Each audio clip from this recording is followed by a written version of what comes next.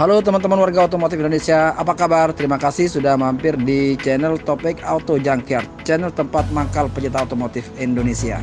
Seperti yang kita tahu, Topik Auto Junkyard adalah salah satu pedagang mobil segala kondisi alias lecet pemakaian, seperti yang akan teman-teman lihat di video kita kali ini.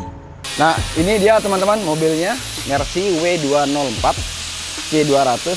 Saya akan tunjukin ke teman-teman bagaimana kondisi secara keseluruhan, baik itu kelengkapan dan kondisi mobil ini sejak saat dari habis kecelakaan, belum diapa-apain sama sekali, langsung dijual ke kita. Oke, sebenarnya mobil ini menurut saya lihat sekarang sekilas, mesin sebenarnya mungkin kemungkinan nggak kena, hanya saja ada di bagian apronnya atau bullhead ini mundur. Tapi mudah-mudahan semoga ini nggak terkena ke mesinnya sampai ke mesinnya pecah. Mulai dari depan hanya kaca pecah, dari apron ke belakang ini semuanya masih bagus.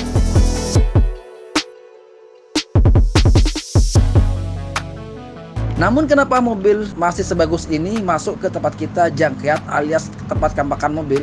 Sekaligus menjawab yang sering ditanyakan oleh teman-teman netizen, kenapa mobil masih bagus, masih layak diperbaiki tapi sudah dikampakin.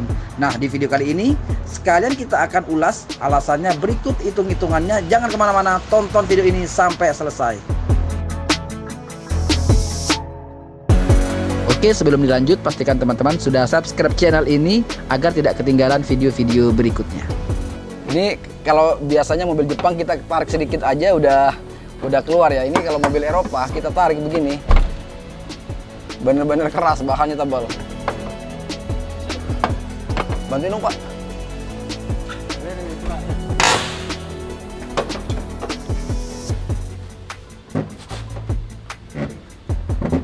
Udah. Ya, lumayan lah. Di sini saya juga akan menjawab pertanyaan yang biasa dilontarkan oleh teman-teman netizen. Kenapa mobil itu bisa masuk ke junkyard seperti yang selama ini kita lakukan? Mobil itu bisa kita dapetin spare part dari copotan atau barang bekas yang layak pakai. Tapi orang-orang seperti ini taunya begitu ada kejadian seperti ini, mobil masuk ke bengkel-bengkel Bonafit yang tentunya dia nggak ngerti juga bahwa ada spare part copotan. Akhirnya semua harus diganti dengan spare part baru. Misalnya dari kap mesin, bullhead, shockbreaker, bumper, lampu dan segala macam harus ganti baru. Akhirnya dari mobil ini estimasi mencapai angka 150 juta. Padahal kalau kita hitung-hitungan matematis, mobil ini harganya pasaran kisaran sekitar 200 juta. Jadi kalau perbaikannya aja udah 150 juta, jadi kan nggak worth it ya teman-teman. Dengan adanya kita seperti ini, kejadian seperti ini nggak perlu dibenerin sehingga mencapai 150 juta. Padahal kalau dimasukin ke kita, ya mohon maaf ya, dengan segala hormat, mungkin biayanya hanya sekitar 40 jutaan. Karena kita juga menyediakan bahan-bahan spare part copotan. Ya ada juga orang sebagian yang nggak mau pusing, begitu ada kejadian rusak dimasukin ke bengkel-bengkel Bonafit, begitu masuk berapapun biayanya dibayar sama dia. Dan pilihan kedua untuk owner yang seperti ini, hitung-hitungan juga nggak mau pusing, begitu kenal sama kita. Jadi saya di sini membantu bagaimana solusi yang lebih baik, yang terbaiknya. Jadi contohnya begini, kalau mobil ini diperbaiki biayanya sekitar 150 juta, sedangkan harga mobilnya 200 juta, akhirnya mobil ini dijual ke kita hargai 100 juta. Duit 100 juta ditambah 150 juta, akhirnya ini mobil akan melebihi dari harga pasaran. Satu hal lagi, namanya mobil bekas laka, ketika diperbaiki walaupun barang-barang baru, mungkin ada bagian-bagian yang nggak senter lagi teman-teman, dan harganya pun nggak bisa setara dengan mobil yang benar-benar virgin. Pertanyaan kedua, ketika mobil ini masuk ke Topik Auto Junkyard, nantinya bakal diapain, kan begitu? Di sini juga akan saya jelaskan bagaimana mobil ini nantinya bakal diapain. Ada beberapa pilihan. Mungkin mobil ini begitu keluar dari sini, kita pasarkan di marketplace online, bakal dijual apa adanya, kondisinya seperti ini. Yang penting kita ada lebihan, kita jual. Kebetulan juga ada pemainnya teman-teman. Ada pemain mobil laka.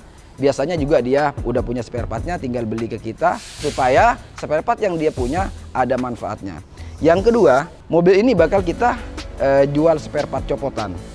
Dari setiap apa yang bisa kita manfaatkan kembali, dari mesin, transmisi, body part, velg, barang-barang interior, itu bakal kita jual spare part copotan atau dijagal teman-teman.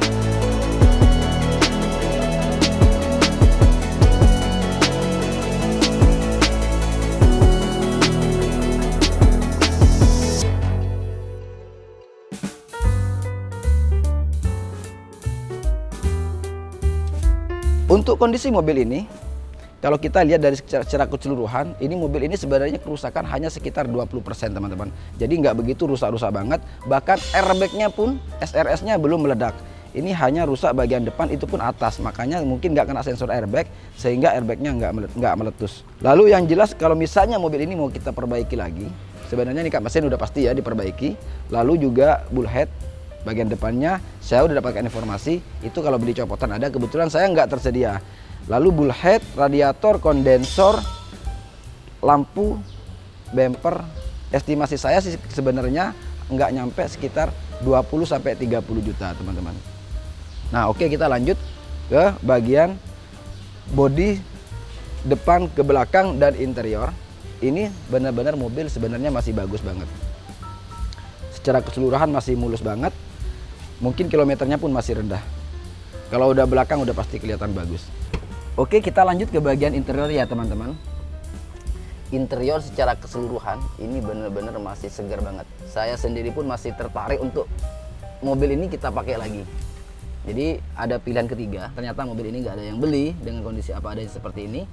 Lalu juga mobil ini nggak ada yang belanja spare part copotan dalam jumlah banyak, maka kita putusin mobil ini bakal dibenerin, kita benerin lagi, kita pakai sendiri atau kita jual nantinya secara utuh. Yuk kita lihat secara kondisi, mungkin panel-panel juga masih bagus. Nah ini contohnya lampu-lampu masih nyala ya teman-teman, masih kelihatan, masih berasa betul bahwa ini mobil mewah. Mungkin PR-nya kita hanya penggantian di kaca depan, dan kita di bagian depan udah pasti kita mungkin belanjain noscat.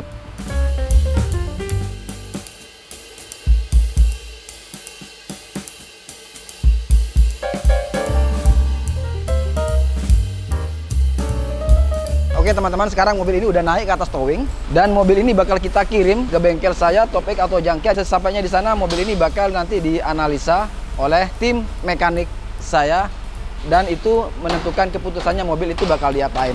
Entah dibenerin lagi, dijual copotan, atau dijual apa adanya kondisi seperti ini.